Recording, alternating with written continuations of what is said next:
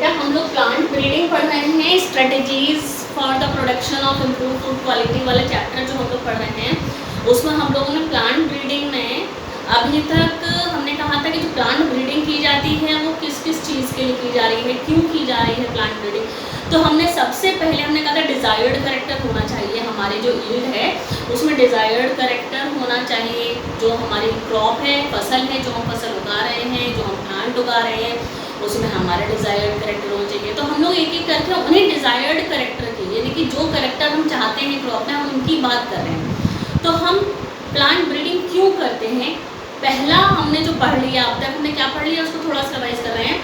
पहला हमने अभी तक ये पढ़ लिया कि हम लोग ऐसी फसल बनाना चाहते हैं, प्लांट ब्रीडिंग के द्वारा हम लोग ऐसी फसल बनाना चाहते हैं जिसमें कि हाई यील्ड हो। हाई यील्ड यानी ज़्यादा पैदावार हो। तो हमने ऐसी फसल पढ़ ली हाई यील्ड के लिए हमने प्लांट ब्रीडिंग कैसे की जाती है ये पढ़ा, कौन कौन सी हाई यील्ड वाली वैरायटी बनाई जा चुकी है, गेहूँ की, चावल की, गन्ने की, मक्के की, ये सब हमने पढ़ लिया। तो हमारा पहला डिज़ायर्ड करेक्टर जो हमने पढ़ा कि हाई यील्ड के लिए प्लांट ब्रीडिंग की जाती है। फिर हमने दूसरा पढ़ा कि डिजीज़ रेजिस्टेंट के लिए, डिजीज़ ना लगे, बीमारी ना लगे पौधों में, उसके लिए हमने डिजीज़ रेजिस्टेंट वाली वैरायटी भी पढ़ ली। तो हम लोग एक एक करके हमने डिज़ायर्ड करेक्टर को पढ़ रहे हैं। हमने पहले यील्ड के लिए पढ़ा, फिर हमने डिजीज़ रेजिस्टेंट के लिए प्लांट ब्रीडिंग को पढ़ा, फिर हमने इंसेक्ट पेस्ट रेजिस्टेंट के लिए भी पढ़ लिया। इंसेक्ट पेस्ट कीड़े जो लग जाते हैं फसल में, उसके लिए भी हमने पेस्ट रेजिस्टेंट वाली वैरायटी को पढ़ा बेटा। फिर हमने म्यूटेशन ब्रीडिंग को भी समझा कि म्यूटेशन ब्रीडिंग क्या होती है, किस तरीके से म्यूटेशन ब्रीडिंग करवाई जा सकती है। अब हम लोग जो डिज़ायर्ड करेक्टर चाह रहे हैं बेटा, अब हम लोग जो पढ़ेंगे इसके बाद में, ये सारे डिज़ायर्ड करेक्टर के बाद अब हम लोग जो पढ़ने जा रहे हैं वो है plant breeding for improved food quality. Plant अब हम लोग जो आज पढ़ेंगे वो है plant breeding for improved food quality. यानी हाई यील्ड को पढ़ने के बाद डिजीज रेजिस्टेंट की प्लांट ब्रीडिंग, इंसेक्ट पेस्ट से रेजिस्टेंस की प्लांट ब्रीडिंग, म्यूटेशन वाली रीडिंग प्लांट ब्रीडिंग, उसके बाद में अब हम लोग आ रहे हैं कि फूड की क्वालिटी को कैसे इम्प्रूव किया जाए। ठीक है, फूड की क्वालिटी को, भोजन की क्वालिटी को कैसे इम्प्रूव किया जाए। अब हम लोग जो प्लांट ब्रीडिंग पढ़ने जा रहे हैं कि इम्प्रूव्ड फूड क्वालिटी के लिए पढ़ने जा रहे हैं, यानी कि जो फूड है उसकी क्वालिटी को कैसे इम्प्रूव किया जाए। बेटा फूड क्वालिटी, यहाँ पर फूड क्वालिटी का मतलब क्या है, फूड क्वालिटी का मतलब अच्छा अच्छा खाना की पिज़्ज़ा बर्गर ये सब नहीं है। फूड क्वालिटी का मतलब है बैलेंस्ड डाइट। फूड क्वालिटी का मतलब है बैलेंस्ड डाइट। बेटा हमारे इंडिया में अभी भी बहुत सारी पॉपुलेशन ऐसी है जिनको बैलेंस्ड डाइट नहीं मिलती है। हमारे इंडिया में अभी भी बहुत सारी पॉपुलेशन ऐसी है जिनको बैलेंस्ड डाइट नहीं मिलती है। ठीक है ना, बैलेंस्ड डाइट का मतलब है कि वो फूड, वो भोजन जो आप खा रहे हैं उसमें सारी चीज़ें बराबर बराबर मात्रा में हों, विटामिन्स भी हों, प्रोटीन्स भी हों, मिनरल्स भी हों, हर तरीके सारे तरीके के विटामिन्स हों। क्यों? क्योंकि उन माइक्रो न्यूट्रिएंट्स, उनको क्या बोलते हैं हम लोग, माइक्रो न्यूट्रिएंट्स होते हैं, कुछ आयरन है, कैल्शियम है। ठीक है, तो ये माइक्रो न्यूट्रिएंट्स की अगर कमी हो जाएगी बॉडी के अंदर तो क्या हो जाता है, कुपोषण, कुपोषण हो सकता है, कुपोषण हो जाता है। तो हमने देखा झुग्गी झोपड़ियों में रहने वाले लोग जो हैं उनके पास प्रॉपर खाना नहीं होता है। कभी वो उनके पास चावल है तो उन्होंने चावल ही बनाकर खा लिया बेटा, कभी उनके पास केवल रोटी ही बन रही है तो रोटी को नमक से खा लिया, यानी कि उनको प्रॉपर डाइट नहीं मिल रही है। तो ऐसे लोग कुपोषण का शिकार हो जाते हैं। कुपोषण का मतलब है उनके अंदर किसी न किसी बीमारी, कोई ना कोई बीमारी लग जाती है। किसकी वजह से? कोई ना कोई विटामिन की कमी से, प्रोटीन की कमी से, कैल्शियम की कमी से, तो वो बीमारियाँ लग जाती हैं, तो उसको हम लोग कुपोषण कहते हैं। इसीलिए ऐसा सोचा गया कि भाई जो लोग अच्छा खाना नहीं, अच्छा खाना खाने से मतलब ये नहीं है कि गुलाब जामुन खा रहे हैं आप तो अच्छा खाना है। अच्छा खाना खाने से मतलब ये है, अच्छा खाना खाने से मतलब बैलेंस डाइट वाला खाना, जिसके अंदर विटामिन भी हो, मिनरल भी हो, सारी चीज़ों। साइंटिस्ट ने सोचा, हमारी गवर्नमेंट ने ये सोचा, सरकार ने ये सोचा कि किस तरीके से गरीब बच्चे जो होते हैं जिनके पास पूरी तरीके से फल सब्जियां, जो सीजनल फल हैं उनको खरीदने के लिए पैसे नहीं हैं, वो लोग नहीं खरीद पाते हैं, इतना अफोर्ड नहीं कर पाते हैं वो लोग कि वो सारी चीज़ें खा सकें, सीजनल फल को खा सकें। तो उनके अंदर किसी न किसी चीज़ की कमी हो जाती है। तो आपने देखा होगा सरकार ने मिड डे मील वगैरह भी शुरू कराया बच्चों के लिए। तो गाँव में गरीब बच्चे होते हैं, उनको क्या है कि प्रॉपर खाना नहीं मिल रहा है, तो सरकार ने क्या किया है, आपने देखा मिड डे मील, स्कूलों में मिड डे मील शुरू करा गया। जो गवर्नमेंट के जो स्कूल्स होते हैं उसमें बच्चों के लिए मिड डे मील की शुरुआत हुई। मिड डे मील में क्या किया गया, जो अच्छे मतलब सारे हर क्वालिटी का फूड, मतलब जिसमें प्रोटीन भी मिले बच्चों को, विटामिन भी मिले, वो सब तरीके का फूड जो है वो स्कूलों में, जो गवर्नमेंट के स्कूल्स हैं उनमें प्रोवाइड किया जा रहा है। ठीक है, तो ये मिड डे मील की शुरुआत क्यों हुई, जिससे कि बच्चे खाने के लालच में कम से कम स्कूल तो आएंगे और वहाँ पर उनको प्रॉपर डाइट भी मिल जाएगी और वो कुपोषण का शिकार भी नहीं होंगे। ठीक है, फिर ऐसा सोचा गया कि अगर प्लांट ब्रीडिंग इस तरीके से की जाए कि जैसे कि कोई है जिसको चावल ही खाने हैं, ठीक है ना, चावल खा रहे हैं, तो चावल में ही कुछ ऐसा क्वालिटी इंप्रूव कर दी जाए कि विटामिन ए बहुत सारा मिल जाए, विटामिन ए बहुत सारा मिल जाए। तो इस तरीके से अगर हम किसी क्रॉप में न्यूट्रिएंट्स को ऐड करते हैं, यानी न्यूट्रिएंट्स को ऐड करते हैं यानी कि इंट्रोड्यूस कर देते हैं किसी भी जीन के थ्रू, तो इस तरीके की ब्रीडिंग को कहा जाता है, इस तरीके की ब्रीडिंग को कहा जाता है बायोफोर्टिफिकेशन।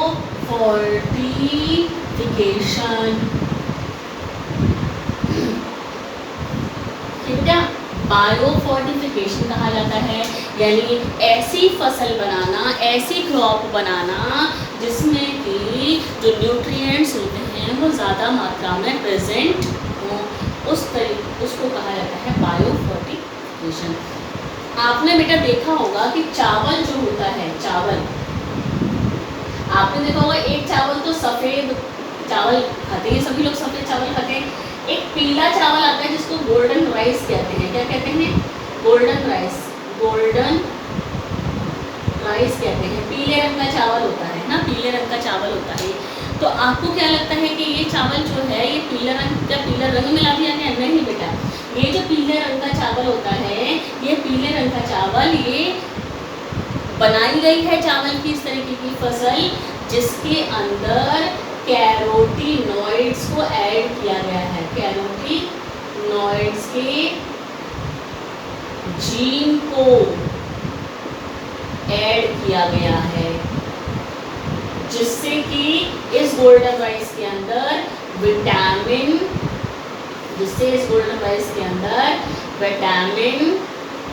ए भरपूर मात्रा में मिल जाता है। ये जो पीले रंग का चावल है इसमें कैरोटीनॉइड के जीन्स जो हैं, ये कैरोटीनॉइड के जीन्स को ऐड किया गया है ना। ये जो पीले रंग का चावल है, ये पीले रंग के चावल को कैरोटीनॉइड के जीन को ऐड करके बनाया गया है, जिससे कि इसमें विटामिन ए भरपूर मात्रा में मिल जाता है। तो अगर कुछ लोग हैं जो केवल चावल को ही खा रहे हैं तो कम से कम उनके अंदर विटामिन ए की कमी तो नहीं होगी। बहुत सारे कंट्री ऐसे हैं बेटे जहाँ पर कि लोगों को आंखों से कैंसर दिख रही है।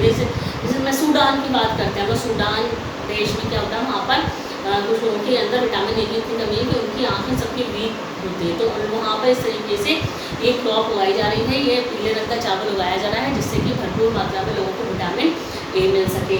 ये जो पीले रंग का चावल होता है ये जेनेटिकली मॉडिफाइड क्रॉप है एक्चुअली बेटा, जेनेटिकली मॉडिफाइड, ये जो है जेनेटिकली मॉडिफाइड फूड है, जेनेटिकली मॉडिफाइड क्रॉप कह सकते हैं। जेनेटिकली मॉडिफाइड क्रॉप क्यों? क्योंकि इसके अंदर जीन्स को, चावल की ये जो फसल थी, चावल की फसल के अंदर कैरोटीनॉइड का जीन को ऐड कर दिया गया था, जिससे कि ये पीले रंग का चावल हो गया और इसके अंदर बीटा कैरोटीन भरपूर मात्रा में मिलने लग गया, विटामिन ए भरपूर मात्रा में बेटा मिलने लग गया है। बहुत सारे साइंटिस्ट ऐसे थे जिन्होंने इसका विरोध किया। क्यों? क्योंकि ये जो गोल्डन राइस था ये ये क्या था, ये जेनेटिकली मॉडिफाइड क्रॉप थी। उन्होंने कहा कि लोग विटामिन ए इस क्रॉप से खाएंगे, इस क्रॉप की मात्रा से लेंगे, इससे कहीं ज़्यादा। साइंटिस्ट जो है उस चीज़ों का विरोध करते हैं। तो उन्होंने जब गोल्डन राइस जो पीले रंग का चावल बनाया गया जिसमें कैरोटीन के जीन को ऐड किया गया बेटा, तो ये जेनेटिकली मॉडिफाइड क्रॉप कही गई। तो साइंटिस्ट ने कहा कि ये जो बीटा कैरोटीन है, ये बीटा कैरोटीन विटामिन ए जो है, ये विटामिन ए तो लोगों को सब्जियों से भी मिल सकते हैं। उन्होंने कहा कि विटामिन ए जो है बीटा कैरोटीन सब्जियों से, जैसे कद्दू से मिल सकता है, कद्दू में होता है, टमाटर में होता है, ठीक है ना, कद्दू में, टमाटर में, गाजर में विटामिन ए होता है। तो उन्होंने कहा इसमें तो इससे कहीं ज़्यादा विटामिन ए होता है, ज़्यादा विटामिन ए प्रेजेंट होता है। तो उन्होंने कहा कि चावल की क्या ज़रूरत है, गोल्डन राइस की क्या ज़रूरत है, लोगों को कद्दू, टमाटर और गाजर से ही विटामिन ए इससे कहीं ज़्यादा मात्रा में मिल पाएगा।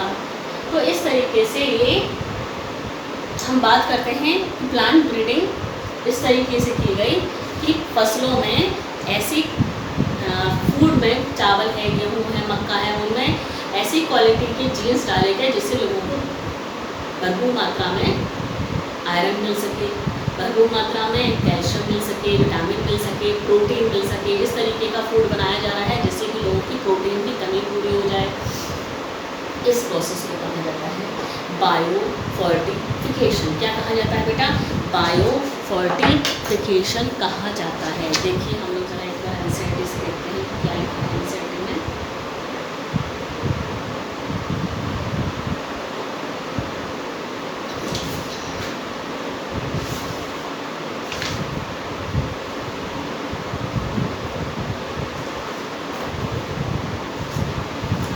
ठीक है, आपको मैंने थोड़ा सा उस दिन समझा ही दिया था बेटा कि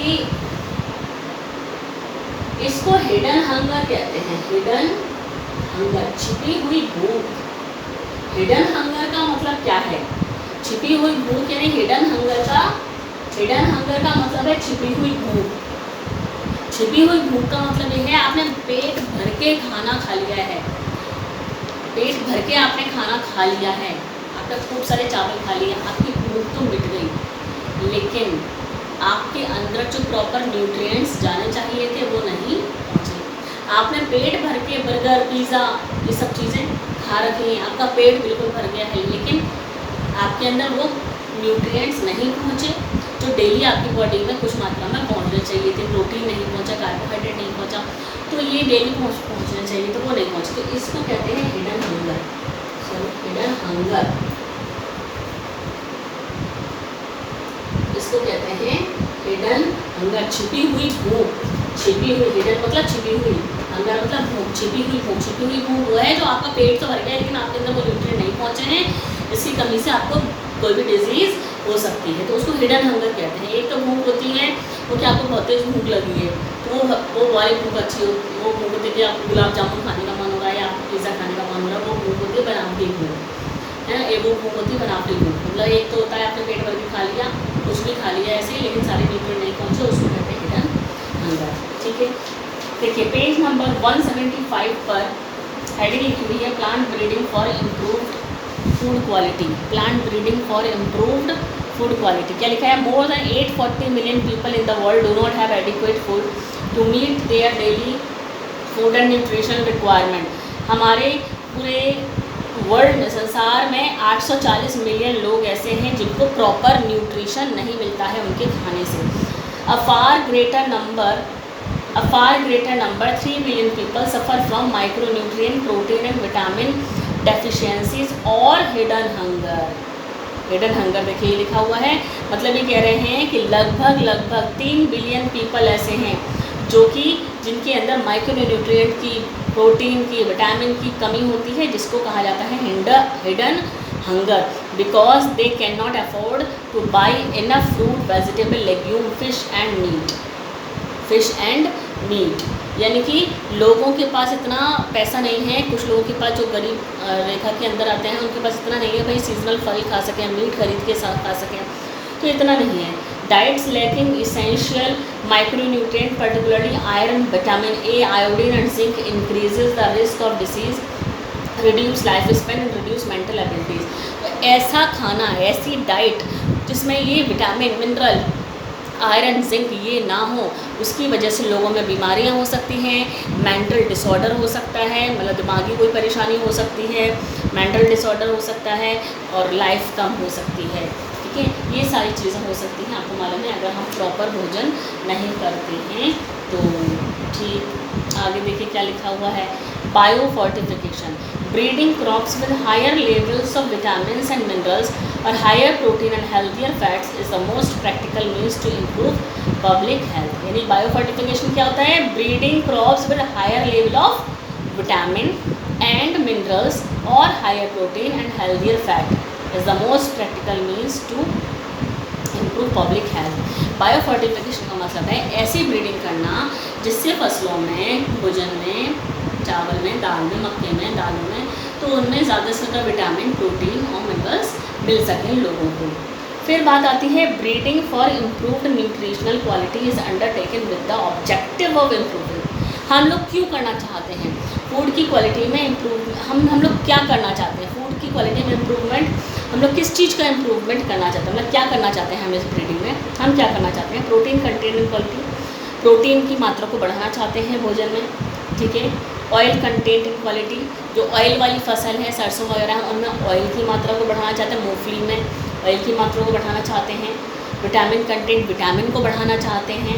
micro nutrient and mineral content, micro nutrients iron है, कैल्शियम है, जिंक है, इनको बढ़ाना चाहते हैं अपने फूड में और मिनरल्स को बढ़ाना चाहते हैं। तो हम लोग, हमारे ये उद्देश्य हैं इस प्लांट ब्रीडिंग यानी बायो फोर्टिफिकेशन के ये उद्देश्य हैं कि हम आखिरकार क्या करना चाहते हैं फूड की क्वालिटी को बढ़ाने के लिए। हम प्रोटीन को बढ़ाना चाहते हैं, विटामिन को बढ़ाना चाहते हैं, हम माइक्रो न्यूट्रिएंट को बढ़ाना चाहते हैं, हम मिनरल्स को बढ़ाना चाहते हैं।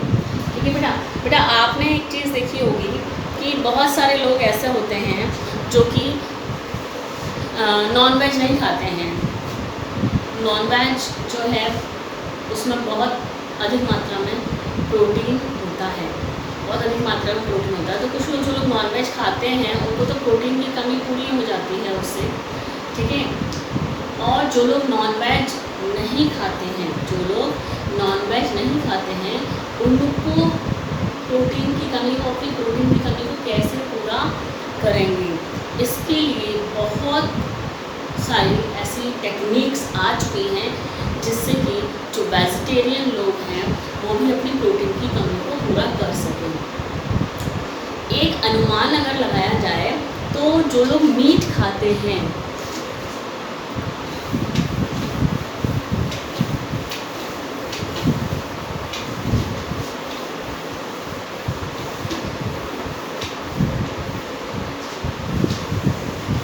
हम लोग फूड क्वालिटी की बात कर रहे हैं, हम लोग ये बात कर रहे हैं कि लोगों में, पॉपुलेशन में जो न्यूट्रिएंट्स हैं उनकी कमी ना हो। हम लोग ये बात कर रहे हैं कि जो लोग होते हैं उनमें न्यूट्रिएंट की कमी ना हो। तो हमने कहा कि ऐसी फसल को उगाया जाए प्लांट ब्रीडिंग के द्वारा जिससे कि वो सारे न्यूट्रिएंट्स प्रेजेंट हो फसल में।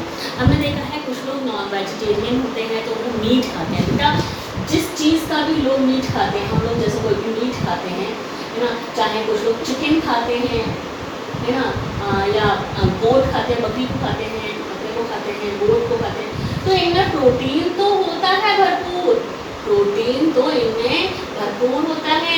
लेकिन जो भी चीज़ का हम मीट खाते हैं, जिस एनिमल का भी हम मीट खाते हैं, आखिरकार वो होते तो हर्बीवोरस है।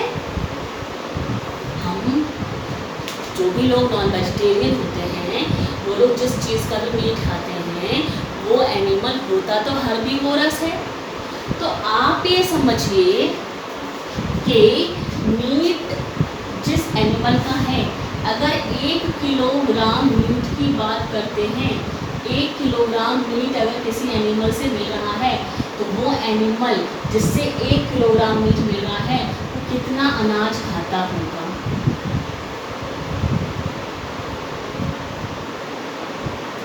कितना अनाज खाएगा। अगर हम 1 किलोग्राम मीट ले रहे हैं किसी जानवर से, चाहे वो बकरी है, चाहे वो मुर्गी है ना, किसी से भी अगर हम लोग 1 किलोग्राम मीट ले रहे हैं तो सोचो उस 1 किलोग्राम मीट हम में जिस एनिमल से भी मिला उस एनिमल ने कितना अनाज खाया, क्योंकि वो हर्बीवोरस उस एनिमल ने कितना अनाज, वो एनिमल कितना अनाज खाएगा, लगभग 3 से 10 किलोग्राम अनाज को खा जाएगा वो एनिमल। आप सोचिए 1 किलोग्राम मीट जिससे हम प्रोटीन लेना चाहते हैं, वो 1 किलोग्राम मीट के लिए इस एनिमल ने, यानी कि इस मुर्गी ने या इस जानवर ने, जो भी जिसका भी आप मीट खा रहे हैं, उस एनिमल ने कितना अनाज खा लिया, 3 से 10 किलोग्राम अनाज खा लिया। और पहले से ही हमारी जनता भूखी मर रही है, पहले से ही पॉपुलेशन में हमारे इतनी गरीबी है, पॉपुलेशन में भूखमरी फैल रही है।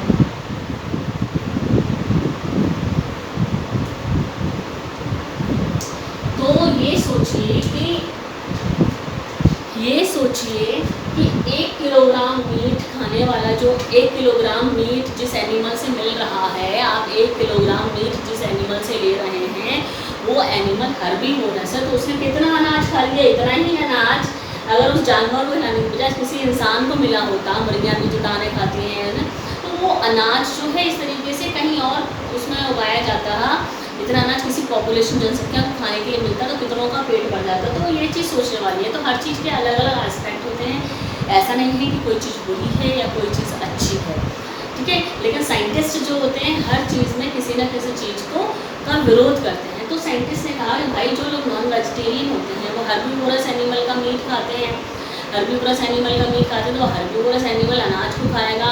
तो 1 किलोग्राम मीट अगर आप किसी एनिमल से ले रहे हो, तो वो 1 किलोग्राम मीट आपने जिस एनिमल से लिया, वो एनिमल कितना अनाज खाएगा, लगभग 10 किलोग्राम अनाज खा जाएगा। ये 10 किलोग्राम अनाज अगर किसी इंसान को मिल जाता तो उसका कितना पेट भर जाता, ये वाली बात है।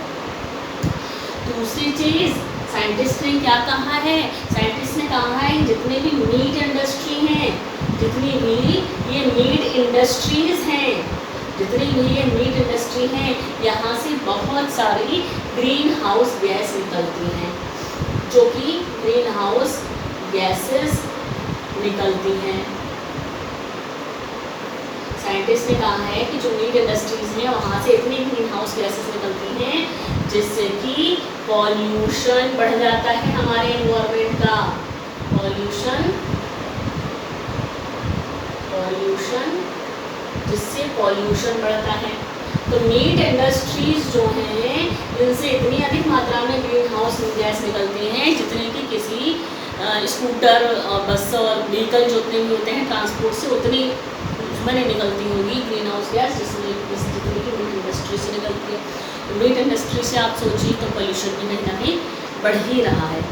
तब साइंटिस्ट ने सोचा कि भाई ऐसी फसल कोई बना दो जिससे कि लोगों को वो फसल यानी वेजिटेबल्स को खाने से ही, वेजिटेरियन लोग जो हैं उनको वो वेजिटेबल को खाने से ही भरपूर मात्रा में सारे न्यूट्रिएंट को मिल जाए, इतनी ज़रूरत ही ना पड़ेगा वो मीट को खाएं। इसीलिए प्लांट ब्रीडिंग फूड की क्वालिटी को इम्प्रूव करने के लिए की गई, इसीलिए प्लांट ब्रीडिंग फूड की क्वालिटी को इम्प्रूव करने के लिए की गई बेटा, ठीक है। देखिए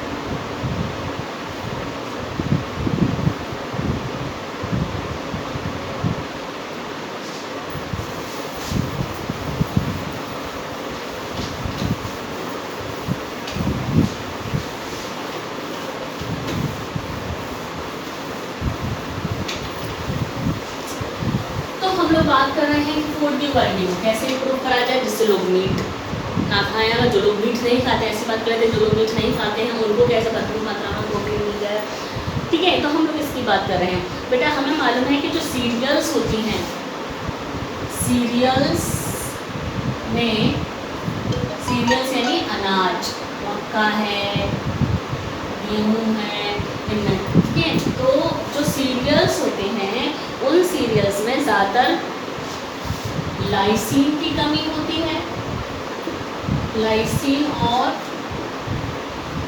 ट्रिप्टोफैन जो कि अमीनो एसिड्स हैं, ये लाइसिन और ट्रिप्टोफैन यानी कि इन वाले अमीनो एसिड की ज़्यादा कमी होती है। तो सीरियल्स में लाइसिन और ट्रिप्टोफैन की कमी होती है, अनाज क्योंकि मैक्रोलेनिन में ज़्यादातर लाइसिन और ट्रिप्टोफैन नहीं होता। तो सो यस, प्लांट ब्रीडर्स ने ऐसा सोचा कि भाई ऐसा अनाज बनाया जाए, ऐसा मक्के की वैरायटी को बनाया जाए जिसमें कि लाइसिन और ट्रिप्टोफैन दोनों, तो ऐसा अनाज बनाया जा चुका है, ऐसी सीरियल्स बनाई जा चुकी हैं बेटा, ठीक है। इस तरीके से सीरियल्स में तो लाइसिन और ट्रिप्टोफैन की कमी होती है, जबकि जो लेग्यूम्स होते हैं, लेग्यूमिनेसी फैमिली, दालें वगैरह,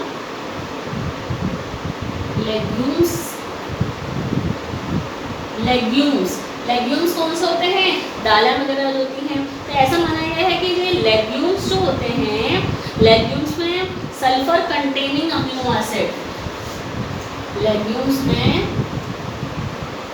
सल्फर कंटेनिंग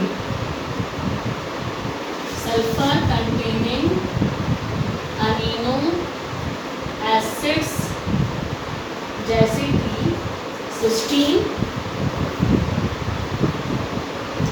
सिस्टीन और मिथायोनीन, सब पढ़ चुके हैं ये आप, जेनेटिक कोड पढ़ा है। ये सल्फर कंटेनिंग अमीनो एसिड्स हैं बेटा, इनमें सल्फर होता है। तो लेग्यूम्स में सल्फर कंटेनिंग अमीनो एसिड जैसे कि सिस्टीन और मिथायोनीन की कमी होती है। लेग्यूम्स जो होते हैं उनमें प्रोटीन तो होता है, लेकिन सिस्टीन और मिथायोनीन ज़्यादातर नहीं होता है। इसीलिए ऐसा सोचा गया कि इस तरीके की वैरायटी को बनाया जाए कि सीरियल में लाइसिन और ट्रिप्टोफैन हो, मक्के में सपोज मक्के के लेग्यूम्स में मिथायोनीन और सिस्टीन हो। तो ऐसी वैरायटी को बनाया जा चुका है, ठीक है। ये वाली चीज़ ध्यान रखना, सीरियल्स में लाइसिन और ट्रिप्टोफैन नहीं होता है, लेग्यूम्स में सल्फर कंटेनिंग अमीनो एसिड जैसे कि सिस्टीन और मिथायोनीन नहीं होती है। तो हम लोग अब इसलिए पढ़ेंगे कि इस तरीके से ये सारी चीज़ों को किसी भी क्रॉप में कैसे बनाया गया। तो हम लोग पढ़ रहे हैं examples of biofortification. Examples of biofortification.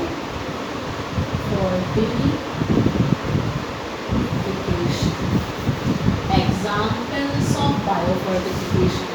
पहला एग्जाम्पल जो हम लोग पढ़ेंगे बेटा, वो पढ़ेंगे कि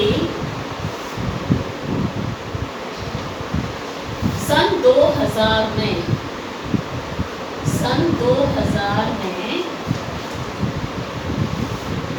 मेज हाइब्रिड को बनाया गया। मेज के हाइब्रिड को बनाया गया जिसमें लाइसिन और ट्रिप्टोफैन सन 2000 में ऐसे मेज हाइब्रिड को बनाया गया जिसमें कि लाइसिन और ट्रिप्टोफैन प्रेजेंट थे, ठीक है ना। जो वैरायटी एग्जिस्टिंग वैरायटी होती उसमें नहीं थे। तो हमने कहा कि 2000 में सन 2000 में इसके हाइब्रिड को बनाया गया जिसमें कि प्रेजेंट थे लाइसिन और ट्रिप्टोफैन। अब वो मेज की हाइब्रिड कौन कौन से थे? मेज हाइब्रिड थे लाइसिन रिच मेज varieties, lysine rich maize varieties in India। हमारे इंडिया में लाइसिन वाली वैरायटी कौन कौन सी थी? एक तो थी प्रोटीना, एक थी शक्ति,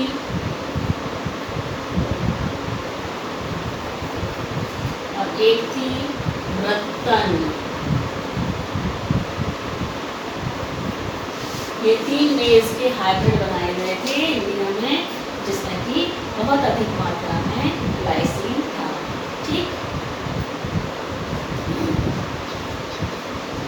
सेम ऐसे ही वीट की, गेहूं की बनाई गई। वीट की वैरायटी बनाई गई, क्या नाम था उसका? एटलस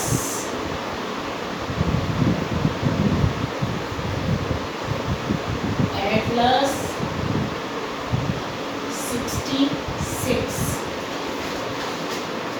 इसके अंदर हाई प्रोटीन था, इम्पोर्टेंट।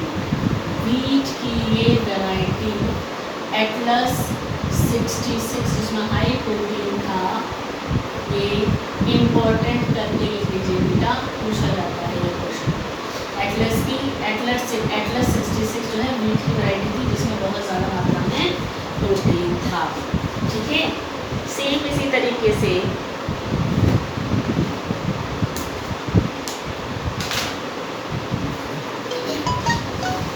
मेज हाइब्रिड, वीट की वैरायटी, ये जो वीट की वैरायटी थी बेटा, इसके अंदर एटलस 66 के अंदर हाई प्रोटीन भी था, और इसको बेटा दूसरी फसल के साथ क्रॉस में भी यूज़ करा गया, क्रॉस भी इसका कराया गया।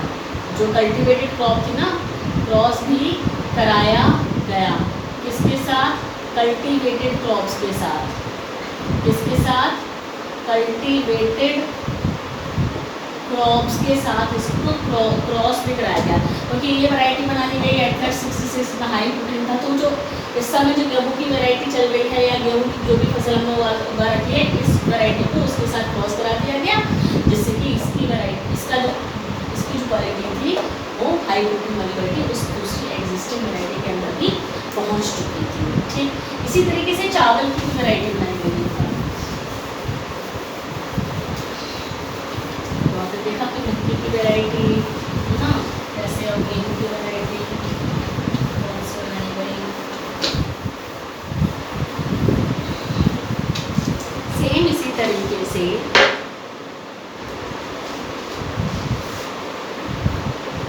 चावल की, राइस की आयरन रिच वैरायटी को भी डेवलप किया गया है।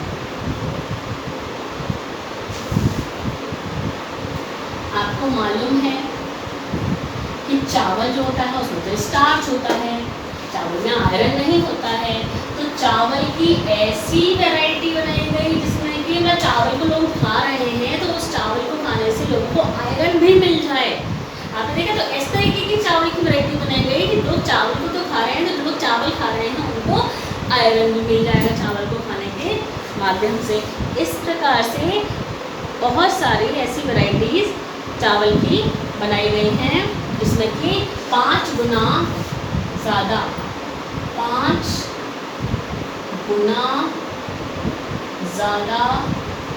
आयरन मिलेगा जो बाकी चावल की वैरायटी होती है।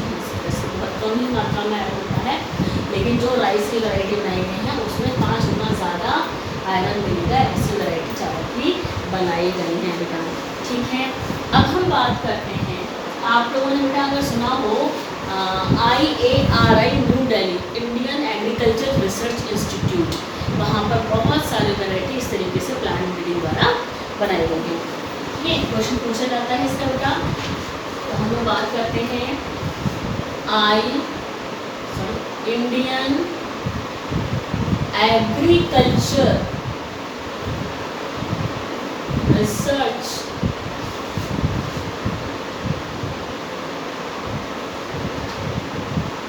Institute, IARI new Delhi. IARI new Delhi ने बहुत सारी वेजिटेबल क्रॉप को डेवलप करा गया है जिसमें कि मिनरल्स और विटामिन हैं। IARI में वेजिटेबल्स को ग्रो करा गया है जिसमें कि मिनरल्स और विटामिन बहुत अधिक मात्रा में, जैसे विटामिन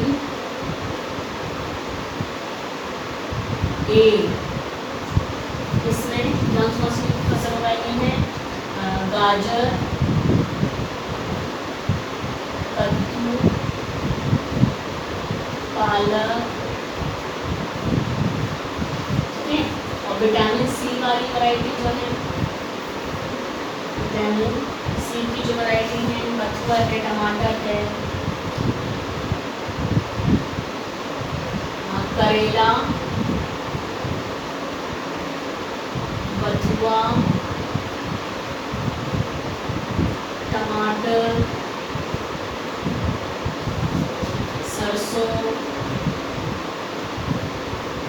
ये विटामिन सी वाली सब्जी। विटामिन ए इन मतलब आगे आ रहे हैं, इन सब्जियों को डेवलप करा है, जिसमें कि विटामिन ए गाजर में, कद्दू में, पालक में, विटामिन सी रिच वाली करेला, बथुआ, टमाटर और सरसों। सेम इसी तरीके से कैल्शियम और आयरन के लिए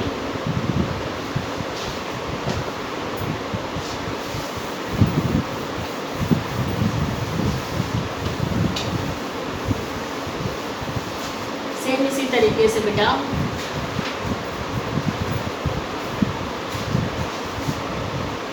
इंडियन एग्रीकल्चर आइए आ रही है, कैल्शियम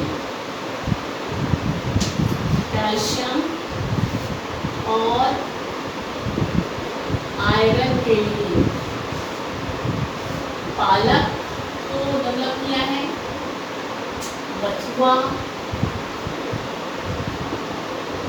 और प्रोटीन के लिए कौन सी फसल को, कौन से फूड को डेवलप करा है, प्रोटीन के लिए बीन्स और गार्डन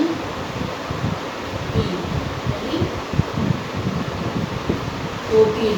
आपको मालूम है वैसे भी प्रोटीन का बीन्स तो होते ही हैं, प्रोटीन बीन्स में प्रोटीन तो होता ही है, गार्डन में भी प्रोटीन होता है, लेकिन भरपूर मात्रा में प्रोटीन इनके अंदर डेवलप करा गया है, ठीक है।